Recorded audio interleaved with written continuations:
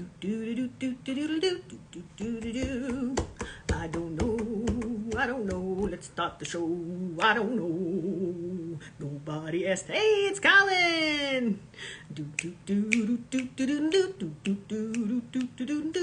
Hello, Darcy.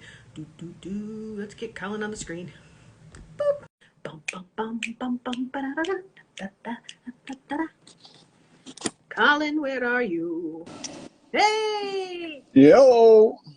I feel like this is like my head is too low on the screen. Let's see. That's probably because it is. How do I get it higher? Hi, Sydney. Hi, Vinny. Hey, everybody. Watch me knock my entire stacked contraption over as I try to make this taller. That didn't even work. That didn't even work. That didn't even work. That didn't even work. Unbelievable. Hey, so while I'm fighting with this for a second, wait, this is the way my mom talks to me on the phone. It's like this. It's like this. Okay. Yesterday when I was on John Yates Live, Yep. I did have a chance to lightly mention the podcast, but also Heidi Black, who is she's part of the panel as well. She talked about you. She said she'd like to have you on the show at some point on her show, and that you're very handsome. She said that too. Well, thanks, Heidi. If you're listening in the future, thank you. I don't watch any of these shows, so. Well, Heidi does a variety of things. Sometimes she does stuff that's more criminal justice related and not reality TV. She has kind of it's an interesting channel with a variety of things. Boop, Cool. Boop. Yeah. Ready to start the show? I guess. You guess? Wait, say something about my hair. Look at that. Oh, hey, nice hair. Look at that. Isn't that crazy? Nice hair. That's good hair. Yep. All right. Moving on. All right. Starting in 5, 4, 3, 2, and 1. It's Nobody Asked with Maria and Colin. That's the one. That's me. Today, our topics are smallpox and the government and also mandatory vaccinations. That's one topic. And also, a quick look in 30 minutes at all these studies that our good friends, the CDC, put out. And what do they actually say? Today's, what? Go ahead. Oh, Vinny says happy birthday to me. And I was like, thank you, Vinny. Thank you, Vinny. Today's off-limits topics are Donald Trump and also two things that we came up with before. Did I forget to come up with mine? The answer is yes. Oh. I got it. All right. I will think about mine soon. But first, ow. Oh, there's an instrument. All I have are spoons. But first, happy birthday to you. Happy birthday to you. Happy birthday, dear Maria. Or Mother when we're not on the show. Happy birthday to you. Thank you. Happy birthday, Mother. That was some very interesting music, Marty. I hit myself so hard in the tooth as I was bringing up that guitar. I mean, that's no fun. Quite hard. Let your pain be my present. I'm sorry. When is it not? Hey. Would you like to introduce the first topic? Sure. It's kind of a confusing one that's about, am I really doing it? It seems like you're just kidding. Okay. I just wanted to see. I could tell that you remembered that time, and so I thought Let me just go ahead and draw that one out, see if she's really figured out what the end of that sentence is. Today's special message is brought to you by Aardvarks. Ant. Ooh, another one.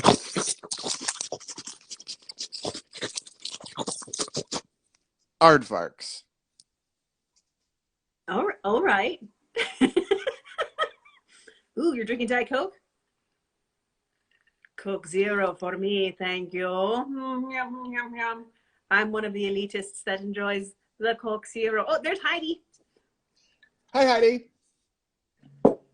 I'm putting my Diet All right. Coke into a dwarven horn. Okay. Why do you have a dwarven horn? Because my good friend Chris got married this weekend, and we had a Nordic-themed bachelor party. All right. That seems like a very good reason to have a Nordic horn. All right. So, wait, what's going on there? I thought you were going to pull a plug out of the bottom and it was all going to pour out. Oh, no. That wouldn't be. No, it's not a beer bong. It's not a beer bong. All right. So we're going to kind of talk about, or I'm going to talk about, I guess, individual rights versus protecting the public health. And the best way, in my mind, to do that was to kind of back it up to the smallpox vaccine. So we started vaccinating for smallpox in about the 1720s. And I mean, smallpox was a big fat problem. I mean, people were just dying everywhere, right? But there were many people, even then, that were skeptical of the vaccine. Mm-hmm. They were like, this is against God's will, right? That's very much part of the natural selection belief that some people have. If God wants you to die, you better just go ahead and die. Stop trying to prevent it with science, people. Yup. And let's see, what was the other one? Let's see. Some went as far as kind of to commit terrorist acts to try to change the minds of those in power. And this one dude who was mad, he threw a bomb into Cotton Mather's house, which I'd like to do more research on Cotton Mathers just because he has a great name, to try to scare him from his pro-vaccine mission. They failed. I mean, you know, I don't know if you know this, but Cotton Mather, the minister? Was he a minister? I don't know. Cotton Mather, the New England Puritan minister, prolific author, and pamphleteer, one of the most important intellectual figures in English-speaking colonial America? That's the one. Cotton Mathers. He was very pro-vaccine. It's interesting that these other guys were, you know, it's against God's will to get vaccinated, but this dude was all like, no, man, let's get it done. I think God wants us to take care of ourselves. But anyway, so in the late 1700s, there was a new smallpox vaccine that was developed using a cowpox virus. This sounds very similar to what we have going on now, where we have developed our current vaccine based on some previous vaccines for SARS and other various COVID-related things. We were trying to be proactive and prepared because we knew this was going to happen at some point. But people were skeptical of that. They were like, whoa, what's going to happen if I take this cowpox vaccine? Will I turn into a half cow, half man? I mean, ridiculous shit, right? Mm-hmm. But, you know, you can feel the parallels here a little bit. These days we like to think about zombies, but I feel like it's the same mindset. All right, so, and they were saying stuff like that, and they were afraid, despite all of the evidence around them that was showing you that the vaccine was working. Doesn't matter what they were seeing, they were scared, because let's be real, when you vaccinate somebody, you're vaccinating a healthy person. And the getting vaccinated when you're healthy feels like it's not just preventative, but there's a certain fear involved, right? So Yep. it's as if you're literally injecting fear into somebody, or maybe trying to alleviate that fear via an injection. But you can sort of see why that would be a little bit frightening to people if you think about it. All right, so let's move on. We are now at 1905, okay? There's a court case that is about to ensue. It's called Jacobson versus Massachusetts. Now, what you need to know is, in Boston and Cambridge, in that general area, they were having a big fat smallpox, epidemic going on, and the local authorities were making it mandatory that you get vaccinated. Now, at the time, there were 11 states that had these kind of mandatory rules where somebody locally could say, yo, we need to get it done. We've got a problem here. And so just so you know, right now in the United States, all 50 states have laws that can mandate vaccines. Usually it's around public school that you need to be vaccinated for your children to go to school. But 47, I said 50 states, 47 of them also have exemptions for religious and philosophical reasons, which makes it feel like it's not that mandatory if you can exempt somebody just for their philosophy. But I digress. Okay. So Jace Jacobsen versus Massachusetts. Let me tell you a little bit about Mr. Jacobson. So he was a Cambridge pastor from Sweden originally, and they had mandatory vaccine laws in Sweden. Now, I told you originally we were talking about smallpox vaccine starting in about 1720, and we are now at 1905. So he was getting vaccinated for smallpox in a mandatory way as a child. He had adverse reactions and kind of some lifelong difficulties that he has ascribed to the vaccine. And so he's now living in Boston, and he's like, I'm over this shit. I was traumatized by Sweden's rules. I'm not here for it. So he was being fined $5 for not being vaccinated, but there was also, I guess, the risk of imprisonment. So $5 then is about $120 now. Yep. Just for reference. So he decided to sue Massachusetts, and in his arguments, he said, fining or imprisonment was an invasion of his liberty. That the law was arbitrary, and I missed a letter here, so I have to fill it in with what I think this says is oppressive, and he shouldn't be subject to the law for any reason. So we kind of saw, like right now, where we're saying your philosophy can get you out of the vaccine in some states. He sort of feels the same way, like, I don't need to justify why I don't want it. If I don't want it, I don't want it. So get. That's how I felt about it. Well, how do you think that went down? Who do you think won? Just kidding. The government. The government? Well, I mean, yes, the government always wins. But, so the Supreme Court upheld the authority of the state to enforce compulsory vaccine laws. It said individual liberty is not absolute and is subject to police power of state, which, I mean, we know that that's true in our modern world, that liberty is not absolute. We do have laws and rules, and you are subject to penalties and imprisonment for a whole host of things that have nothing to do with vaccines, but this is just the world we live in. To think that we are a 100% free country is bullshit. That's the kind of shit we trick ourselves into believing, but it's not true. Okay, so they also ruled that the law did not violate the 14th Amendment, because that was kind of part of what he was saying, was it violated the 14th Amendment. The 14th Amendment has several parts, and it's quite confusing. But basically, he's talking about the citizenship clause, which has to do with life, liberty, and property, and due process. You're entitled to due process. A state can't just do shit without, you seeking, without doing it the right way. And the Supreme Court said it did not violate your 14th Amendment rights. And they said that in every well-ordered society charged with conserving safety, the right of the individual in respect of, look at these notes. You know how I told you I write notes stupid? Look, they're sideways, they're diagonal, there's arrows. What am I doing? Okay. Let's see. I learned all I know about organization from you, Mother. So the right of the individual in respect of his liberty may at times, under pressure of great danger, be subject to such restraint to be enforced by reasonable regulations as the safety of the general public demands. Real liberty for all could not exist where the use of individual liberty does not respect injury it may do to others. So, I mean, they like their fancy language, but they're saying what you want, you don't get it if it hurts other people. And that's kind of what they're getting at with the vaccine, mandatory vaccine laws is, it's great that you want to do what you want to do. But if you want to do hurts people, the collective good for what was that great language? I lost it because I write diagonally. A well-ordered society, as we like to say. If we want a well-ordered society, we have to respect the collective. It's not just about you, bro. It's Yep. not just about you.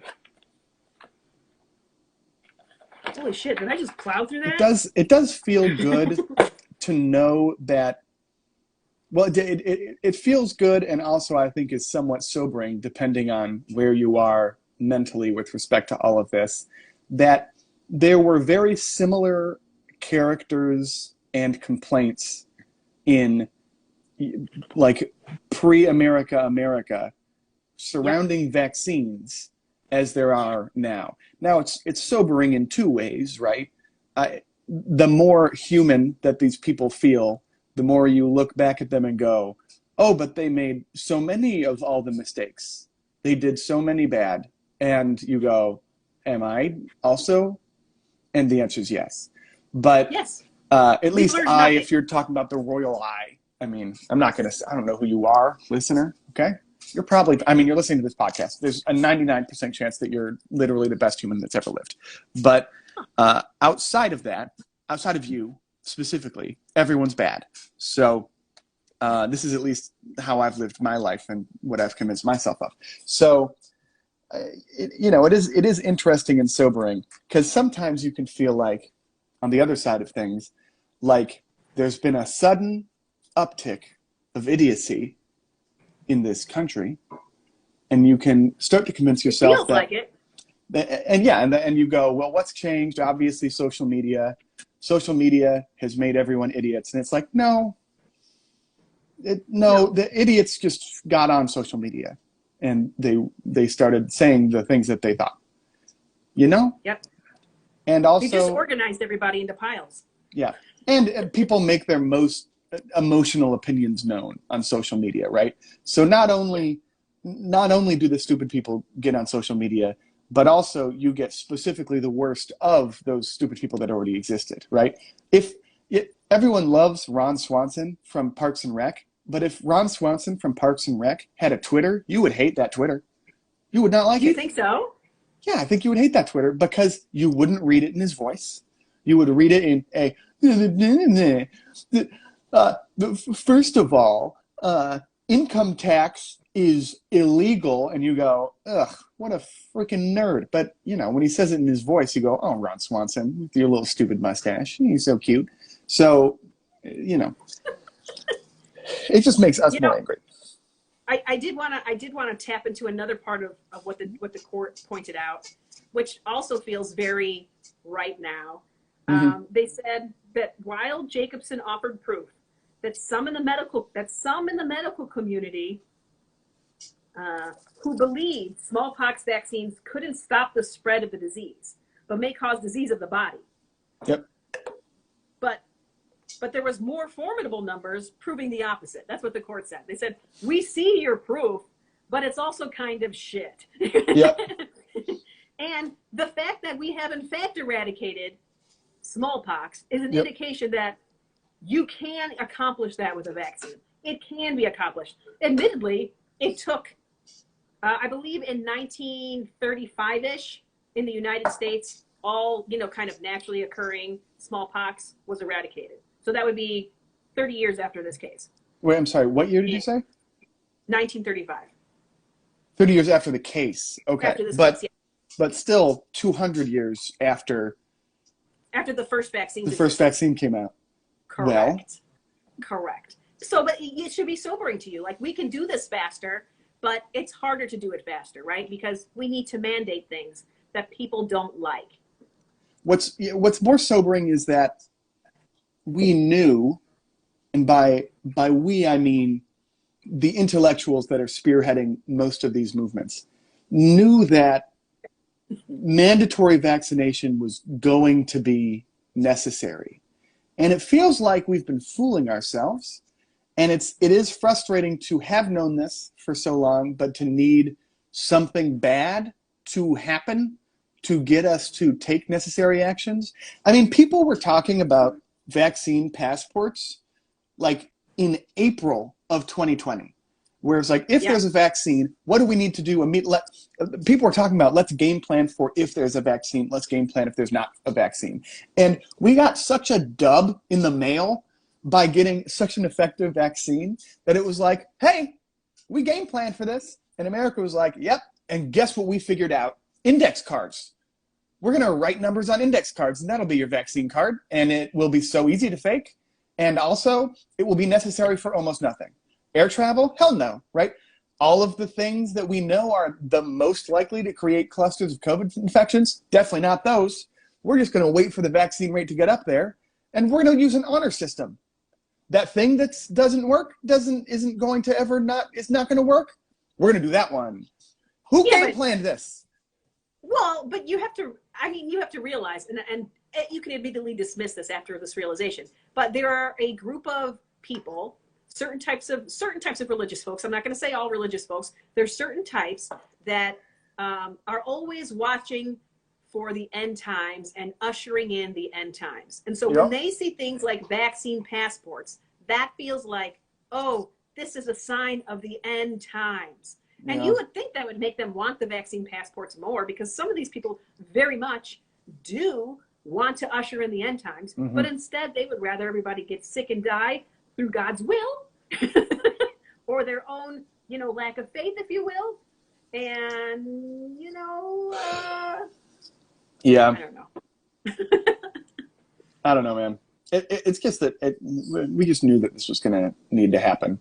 I'm excited that some places are starting to say, like, okay, well, there are a couple apps now in New York where you upload your vaccine information, and they're going to start enforcing it in September, but the order goes into effect in August, in a couple weeks, where to go in to restaurants and gyms and indoor venues, you have to prove your vaccination. But it's just, we really slowed down the process with this nonsense, with all this posturing back and forth. It's like there's a Supreme Court precedent. It feels like, okay, and we don't even need to worry about the people that are going to protest and say that it's illegal. It's like, but let's also remember that we have a very movable, flexible system of government where even though this could have been ruled, it can then be, you can go ahead and bring it up again and saying, I don't think that this is correct. I don't think your ruling was right on this matter. I think they would lose on this particular one, but maybe, as much as people, some people like to think that this is a hard, firm document that we live by, it's not. Things change all the time. I just thought of another topic, which is, who's that male Democrat Supreme or liberal Supreme Court justice? Liberal? Yes. I didn't know we had a liberal one. I thought we had one that was kind of moderate. Well, there's 9 of them, right? Stephen Breyer. Stephen Breyer. Okay. He's 82. He's currently on the Supreme Court. He's a liberal. We have a Democratic majority, technically, in both houses. Hey, Stephen Breyer, retire. Don't die. Don't go the way of RBG. We replaced RBG with someone that's going to destroy years of progress. Years. Retire, you freaking nerd. Yeah, she stinks. She stinks, and we can't get her out. Oh. Hey, let's not wait for the midterms to decide whether or not you retire. You're 82. You've had a good run. We'll replace you with a moderate liberal, because we're always appeasing the other side. So because we're fucking West Virginia candidate. So, oh my God, why is West Virginia so important? Why is it so important? I love you, West Virginia, but you're not that important. Yeah, I'll stand by that. Your importance is directly related to your population. Doesn't mean you're not important. There's still people there. We have the Senate to even that out and say that we're all the same. We have the Senate to completely destroy any semblance of fairness in our voting system. Jesus. I'm going to move to Wyoming so that I matter more. It is a little weird to me that we vote by location, but I mean, I guess it just depends on what we're talking about. I think it's weird that we vote for president based on where we live. It seems so counterintuitive because he's the fucking president. You know what I mean? Of the whole United States, not of the state of Texas. So why do we vote like that? It's so strange. It's quite strange. But I suppose not the topic. Nope, you're right. Hey, Stephen Breyer, retire, you freaking nerd. Joe Biden, do not run again. Joe Biden, don't run again. Hey, Joe Biden. Hey, Joe, don't run again. I mean, You're been fine. largely sprinting through his presidency for some reason, so I think he's not planning on it. But he says that he is, but I guess that's like a, projecting strength or something. But yeah. I swear to God, dude, if you try to run as a Democrat again, I'm going to lose my mind. No, you're old. You are. He's very old. I would say the median number of years that somebody with all of Joe Biden's characteristics continues living is like 3, which is perfect. Yeah, he's going to finish strong. I don't know. But here's the thing. It's not 7. So don't run again. You might be. Goodness gracious. Okay. Stephen Breyer, please retire. Nice ring to it. Before we get on to our next topic. I plowed through that. I don't know how long that was, but I feel like I was running. Dude, I hope so, Heidi. I hope so. Before we get to our next. Oh, man. When I wrote this, I thought it was so funny. It hasn't aged well in 20 minutes? I don't know. I just think it's just going to be, some jokes are just for me. They're not for other people. I thought that's what the aardvark one was. Today,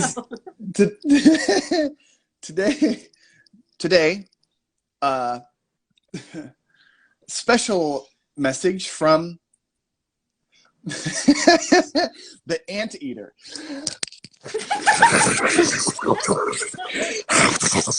Ooh, an ant. Is that an aardvark over there? Hey, man, what's up? The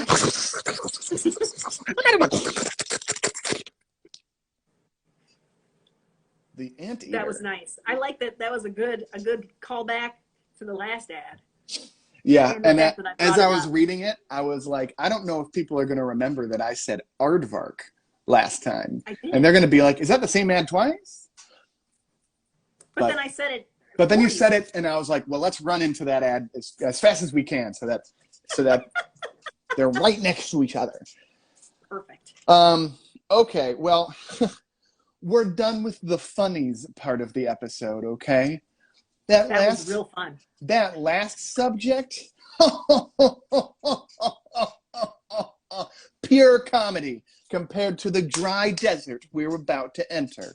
Get ready for Colin to break down some legit primary studies that have been released by the CDC. And let's go, hey, stop writing those headlines.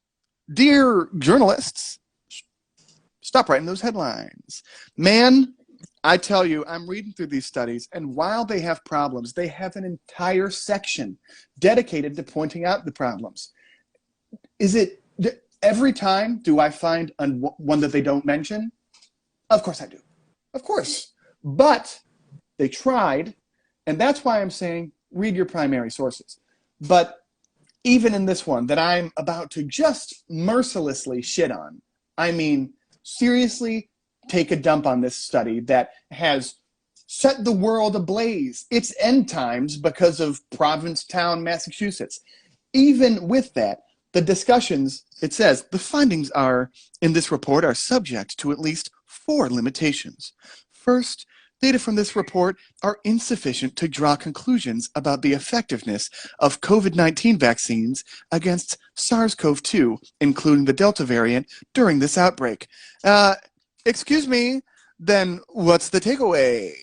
What's the takeaway? Well, it does say some stuff about the takeaway, but largely the takeaway is the Delta variant is highly transmissible, We know. And understanding determinants of transmission, including human behavior and vaccine effectiveness, is critical to developing prevention strategies. Yeah. Multi-pronged prevention strategies are needed to reduce COVID-19 related morbidity and mortality. That's the takeaway of the study? That's not a good study then. No, because We don't need a study to tell us that. we don't know that. But think of our study. Thank you, but that's not good. Yeah, and then there's so many limitations. But let me point out that I'm not necessarily shitting on the people who wrote this. Usually when I read a study, I am shitting on the people that wrote it, because usually people that write a study write it in such a way to obscure their results, methods, and everything, and make it so that you need to find an ancient Rosetta Stone of specifically their lab to decode whatever the fuck they did. That is not the case with this study. If you read it, you know what happened. You also know that they left out some strange information, maybe they left out some strange information. It is a preliminary study, I will say. So this is the study that came out a few days ago that lit up headlines. It was on the New York Times. It was on the Washington Post. It was on Reuters. It was on AP News. It was on Fox News. It was on NBC. It was all over the place, because really there haven't been a lot of good studies on the Delta variant, especially in the US of A. So this was somewhat groundbreaking, but it wasn't supposed to be released this soon. There was a leak of some inside communications at the CDC where they were preparing to release new guidelines, and then that led to some controversy, and the CDC is so worried constantly about seeming like they're hiding things that sometimes they release not so good studies. So the outbreak. Just real quick. Yep. So a primary study. What is a primary study? A primary study is the paper that is released by the people that actually did the research, the people that gathered the data, the people that analyzed the data, the people that did the experiments, if there's an experiment included, the people that took all the data in and applied some sort of methodology to it. They will write a paper, them and the other people that wrote on it, or that worked on it. They'll write a paper. They will usually publish it through a publication like Science or Cell. In this case, it is on CDC. It's an incomplete early release of a paper. Okay. So and it's not peer reviewed. It is not officially peer reviewed, which is why it's an early release. Also, it doesn't have a methods section, which makes it very difficult for me to say exactly what they mean sometimes, because even when you try to be specific, sometimes it's like, where did you get that? Not nearly enough references in it to be like a full published paper, but I am sure that one day it will come out. With that in mind, there have been 370 news articles in accredited institutions that were in 3 days that were written about this article. I read every single one in the last hour. No, I did not. So the title is Outbreak of SARS-CoV-2 Infections, including COVID-19 vaccine breakthrough infections associated with large public gatherings in Barnstable County, Massachusetts, July 2021. For the rest of this article, they are going to refer to Provincetown, Massachusetts as a city in Barnstable County, Massachusetts. There's definitely a reason they do that, but it eludes me why they can't just say Provincetown, because they are talking about Provincetown. And every secondary article is like, they're talking about Provincetown. They also will not say what the public events are. So I had to dig for that too. Lots of fun. Just tell me the events.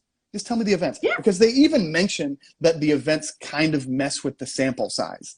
But essentially, what this study found is that there was an uptick in COVID cases from around 0 per 100,000 people per day to around 144 per 100,000 people per day over the course of around 3 days.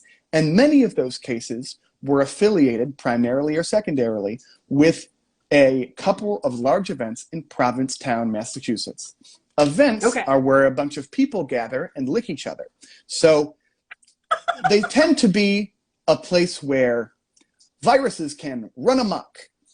Now, what is particularly interesting, or the cause for the end of the world, depending on which publication you write for, is that among a population of 469 cases that they identified as a cluster, which is notably not all of the cases that were affiliated with this outbreak, among 469 cases that they identified, 74% were fully vaccinated. That's crazy. So they either had completed a 2-dose course of an mRNA vaccine, which is Pfizer or Moderna, or they had a single dose of Johnson & Johnson, and they received it more than 14 days before exposure. So the definition for fully vaccinated, 74% of the people in this population of 469 that they identified were vaccinated. I mean, that's like more than 300 people. That's like 300 and something out of those. It's 346. 346 people were in that body were vaccinated. Now, they will compare that with the statistic that the vaccination coverage among eligible Massachusetts residents was 69%. So a greater proportion of this body were breakthrough cases than the proportion of fully vaccinated individuals in Massachusetts. That is a great headline for eyeballs, which is probably why in 3 days the alt metric got up to 1,500. There have been 20,000 Twitter posts about this article in 3 days. This article is making moves because it almost implies, if you just looked at those two numbers and you didn't say, how did you select that population? If you just looked at those two numbers, you would say that it's possible, like if you expanded this to a much larger number set, that being vaccinated increases your likelihood of getting infected. And it's also important to say that this outbreak is almost entirely the Delta variant. They tested 100 and I think it was 133. They tested somewhere in the 130s of these cases for what specific variant of coronavirus it was, and 90% were the Delta variant. One among those 90% was a sub lineage of the Delta variant, and all of the other ones, the testing just failed. So there's been some debate in this household about what that means, but basically we know that it is not a new variant, is what one of the writers of this said, but it's not clear why we know that. Just saying, in the article, they don't say why we know that. They don't say how it failed. They only say that it was a genome sequencing. Oh, hey, Ellie. Oh my gosh. Okay. Sometimes Colin discovers things while he's talking about them. Ellie, it was whole genome sequencing. What? Whole genome sequencing. Oh, did you just read it? Just read it. Yep. That was the argument? That was so they failed, but all of the ones that were successfully tested were the Delta variant. I don't know. I don't do genome sequencing. I do a podcast with my mom. Okay. Does Ellie have opinions? Oh my God, does Ellie have opinions? She's just got them coming out of her ass. So, we should get her own show. Jeez. Hey, Emma Klubin. So, all of this to say that it's a very strange thing. Now, they mention that these 469 COVID-19 cases were identified with 2 different methods. They do not mention what proportion were identified with either of the 2 methods, but one of them is with the Massachusetts COVID-19 surveillance system, which is something I had to do a bunch of research on, and the other is independent investigatory means, which is to say that outside of this system, providers were able to label people as part of the cluster based on their own investigations. What were the methods for that? I do not know. They did not write it in the paper. But the Massachusetts surveillance system is probably the reason that we're looking at only 469 of these cases and not the entire cluster. Yeah. That system where... Do you think it's something on Google where you can be tracked on, or not Google, on your iPhone? You can put in whether you've been exposed? It is not Google. It's not Google. It's a non-self-report system. It's the Maven system is what Massachusetts subscribes to, and it allows providers to input information about positive COVID-19 cases into a matrix, and the algorithm will attempt to group and identify clusters so that contact tracing can theoretically be executed. Now, how exactly does the Maven system work? I don't know. I would have to buy it, apparently, to find out, or at least contact one of their salesmen. So this is all a little bit difficult to go over because it's like there's no specifics. But largely what I learned from the research I was able to do about the Maven system is that your likelihood to get grouped into a cluster is correlated with the amount of information that you put in. Now, if I were to design a selection bias, I would create a system where you don't need to disclose a lot of information, but if you do, you get put into the cluster. This is a massive selection bias. Now, I don't know that this is why the numbers were so insane for this study, but I do think that there might be a correlation between those who are unvaccinated and those who do not want their information uploaded into a surveillance system. I think it's possible there's a correlation there. I do not think it explains all of these numbers. I think a combination of factors explain all of these numbers, because I also had to figure out what these events were. One was Independence Week for July 4th, Independence Day, and another was Bear Week. Now, I'm confused, but that's about hugging large men. Isn't it? That's how everybody. Who knows, right? But okay. Should I know exactly what Bear Week is? Yes. Have I figured it out? No. I think they might have recently been affiliated with some sort of controversy, so they've scrubbed a lot of information off of the internet. So I'm having a hard time figuring out exactly what Bear Week is. Someone else can hit me up. But let's say, just for the sake of argument, that Bear Week is a big gay event for bears. Bears, the big, burly, hairy gay men, those are bears. Let's say that it's that. Let's make that assumption. I don't think it is, but let's say that. I think it's a great assumption, though, because it's fun. I'm going to make another big guess, but I think that all 4 viewers are going to maybe agree with me. I think that gay people are more often liberal. And we know that liberals are more likely to get vaccinated. Do you think that might introduce another selection bias? Yes. So, this is all to say that I don't know what Bear Week could be. There are so many biases in this set, and they acknowledge it in this article. But because it is so difficult to get good studies on things as specific as Delta variant outbreaks among breakthrough cases, right? It is very difficult to get this kind of information without an unbelievably large effort by single labs and an incredible investment. We get kind of meh information. We're probably going to get better information from Pfizer and Moderna, who are actively trying to figure out the efficacy of their vaccines, and because they can take part in massive, large trials, right? The reason that we know so specifically how effective the Pfizer vaccine was against all of the COVID variants that existed during its trial is that there were 300,000 people where there were special efforts taken to make sure it was a double-blind test. 300,000 people enrolled in that test, and then they studied them over a long range of time. But when you're looking at specific clusters, and specifically people that test positive, which means that they went to get tested positive, they went to get tested, you're introducing all kinds of biases. And so you're loading. I'm worried that I'm separating. I can still hear you. You can still hear me? See. Okay. Yeah. Well, if you can still hear me, that's all that matters. Now I see.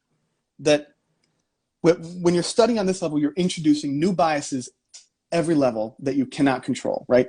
You're introducing biases of what are the specifics of this town, what are the specifics of these events, what are the specifics of the number of exposures, what are the specifics of the time, what are the specifics of what makes people go and get tested, right? Among those 300,000 people that were getting, that were in the vaccine trials, they were getting tested regularly, right? So there's no bias of them deciding to go get tested.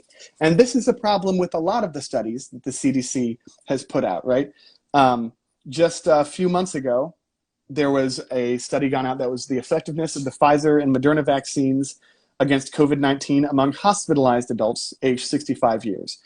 In that one, the bias that they introduced was they were only studying people that had been hospitalized for COVID-like illnesses. And so their control was people that weren't positive for COVID, but were hospitalized. It's a little bit of a weird control.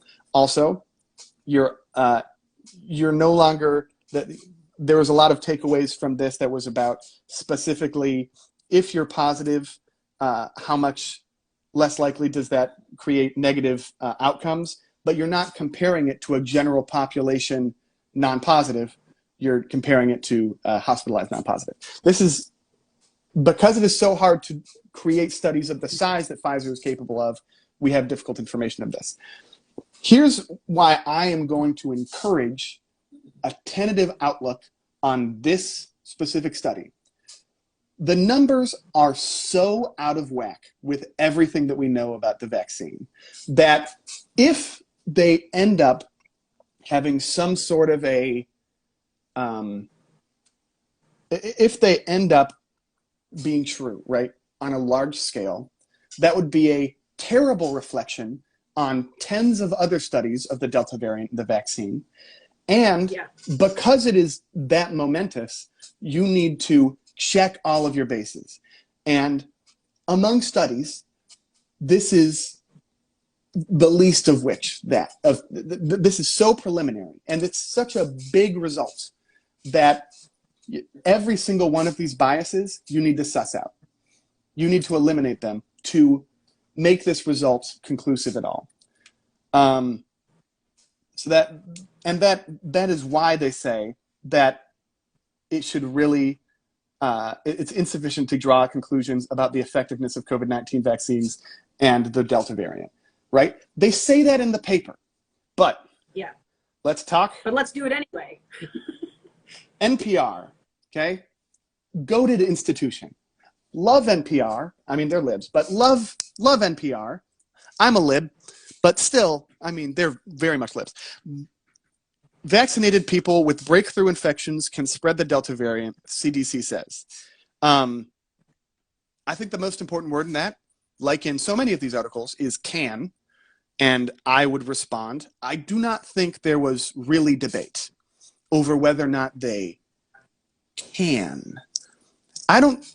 Most scientists did not think it was impossible for a breakthrough infection to spread COVID.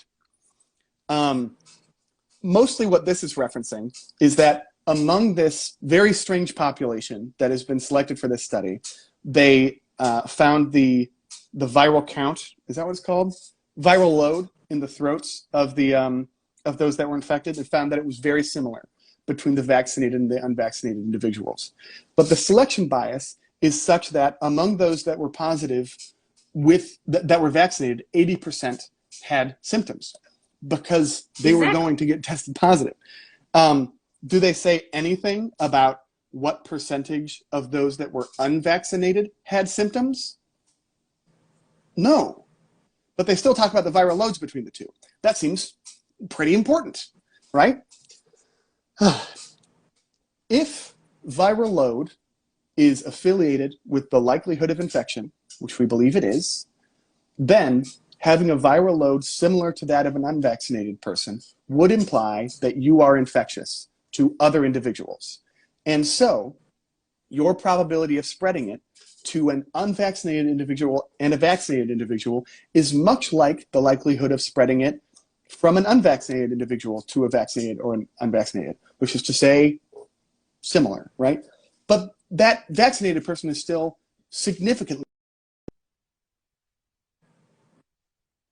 that seem to agree with each other, studies in Scotland, studies in Singapore, studies in Japan, those studies seem to imply that the Delta variant is more transmissible, and so the vaccine efficacy does go down, but you still are about 1/10 as likely to contract it as somebody with without the vaccine, and you're about 1/20th as likely to have a negative outcome as somebody without the vaccine. This is, Ellie said, the article wasn't testing the question, can vaccinated people spread COVID? I don't understand why this was the takeaway. People just combed through it because it had such crazy numbers. And so they needed some sort of takeaway. But yes, even they are being very careful with their headline, but they're being careful in what I would call a sneaky way. Yes, vaccinated people with breakthrough infections can spread the Delta variant. We knew that the whole time. We knew it the whole time. Your headline, not new information. The CDC says, oh, Jesus Christ. That's not what it's even saying in the article that you're referencing. That's not what it's saying. And this is how the CDC gets into trouble, because people take the wishy-washy language as hard language. Everybody wants a black and white answer to answers that we don't have yet. Yes, I mean, logically, if you think about how a virus works and how it propagates in your body, even with the vaccine, you could potentially spread it to other people. The hope is that that is less likely to happen because your antibodies have the tools, hopefully, to fight it and to keep it from propagating at the same level. But everybody's fucking different, right? It certainly can happen. It certainly can happen. And I will say, if you have an equal viral load, it is likely as likely to spread as if you were unvaccinated. But you have to test positive for that to happen, right? So big selection bias, you're already positive for COVID. You're a breakthrough case. Hey, man, if you're a breakthrough case, stay at home. Yeah. Come on. Why do you think you had symptoms? I don't think you would get symptoms if shit wasn't happening in your body, right? Because symptoms are largely due to how your body reacts. Well, at least fevers anyway, right? Yeah. That's your body reacting to the virus. It's not the virus doing it per se. And it is your body's response. We've been insisting on caution the whole time, right? Scientists have been insisting on caution, right? They're like, they've always been saying more studies are necessary to say definitively that this can happen. But we can draw logical conclusions about how viruses spread and how breakthrough cases work and say, if you have symptoms and you are positive for coronavirus, you are likely infectious. And you should behave as such. I don't know why that's news. And it shouldn't be. But you need to say it plainly. You have to say it plainly like that. When you use soft language, people feel some way about it, even though sometimes soft language is the correct language. You're like, well, we need more studies, but blah, blah, blah, blah. Everything you just said, right? Here's what I would say is the trouble that the CDC gets into, is that they release an article with the sentence that the data from this report is insufficient to draw conclusions about the effectiveness of COVID-19 vaccines against the Delta variant, right? They have that sentence in the article, but then they reference this article in new guidelines about masking, right? So you did draw conclusions on it. I get it. The CDC is an agent of caution, right? I am an agent of chaos. The CDC is an agent of caution. But you want your cake and to eat it too. I don't get it. This is not a conclusive article. There were interesting findings that I would call one experiment in what could be a larger paper, right? But all these numbers are so insane that we know that there were selection biases introduced. And so it's just not a great article. But they release it, they change their guidelines, which makes everyone all confused. NPR releases that article. WBUR, which is which is a subsidiary of NPR, but written by different individuals. This is how I got the events. Provincetown data suggests vaccines protect against complications, not Delta transmission. That's not what the data suggests. Now, this one's just wrong, right? This article is just wrong. This title's incorrect. The other one was at least using the can, the old can excuse. Excuse me, Judge. I simply said they can transmit it, not that they certainly will. And so, if you look back at the record, you will see I have not perjured myself. WBUR has perjured themselves. Did you read the article? I'm so confused about this. I'm so confused. Language matters. Language. If it's your job, if it's your job to put the information to us in a digestible form as a journalist, language matters. What are you doing, bro? What are you doing, bro? Yeah. There's a reason you're choosing the incorrect words. There's a reason to it. I didn't really get time to get to the other studies. That there were earlier studies that had similar problems. Some of them, it was unclear what their method of comparison was, and so the statistics were useless. But here's the takeaway. This study that just came out should not change what you feel about the efficacy of vaccines. The vaccine, we believe, is still very effective against the Delta variant. The studies that we do have so far about the vaccine with respect to the Delta variant are relatively early days, but most of them, especially in other countries, reflect that it is similarly effective at preventing infection and also effective at preventing negative outcomes.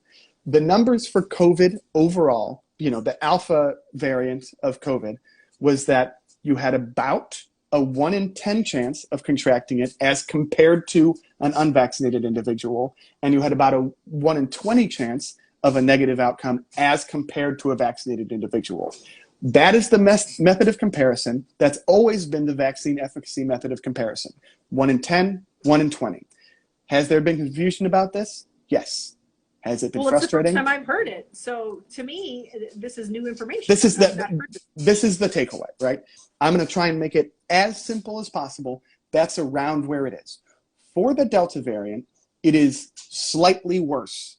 And there have been some studies that show that it's about half vaccine efficacy, which would be way worse than we expect, but that's only the bottom of the confidence interval. Most studies have shown it in the vicinity of like 85 to 88%. So more like 1 in 7 if you're vaccinated, which is notably much better, right? Much better than being unvaccinated. And negative outcomes still around 1 in 20. So give me a fucking break. Just give me a fucking break with it, that both sides, right? And they take this and they go, the vaccines aren't effective. Why would I go get them? And it's ridiculous that they're mandating them. And then the other side's like, we should have never taken our masks off. Oh, we don't have unlimited time yet? Unbelievable. I don't understand. I don't know. I'll see if I can figure that out. It's frustrating. I'll last 2 minutes. 2 minutes. All right. Unless we want to just roll into another one right after. This paper that'll be fine. This paper is not good for those kind of conclusions. Most of the studies, early days, show that the vaccines are very effective. If you test positive for COVID, don't go to an event, man. Yeah, man. Quarantine. Yeah, 2 weeks. I'm sorry, you got the short end of the stick. That is the conclusion of this paper. When there are larger studies with better double-blind experiments that were put on a scale that is equal to the effects of their outcomes, which is to completely change the lives of millions and millions of people, then we'll talk. But that is not this study. All right. Well, thank you everybody for joining us. Thank you everybody for joining us. Do you want to sing them off? I'll play guitar, you sing? Sure.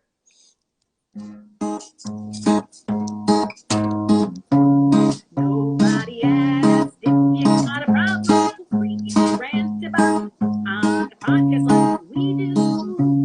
Because it gives us some joy. Nobody asked. Nobody asked. Oh, wrong. I don't know what I'm doing.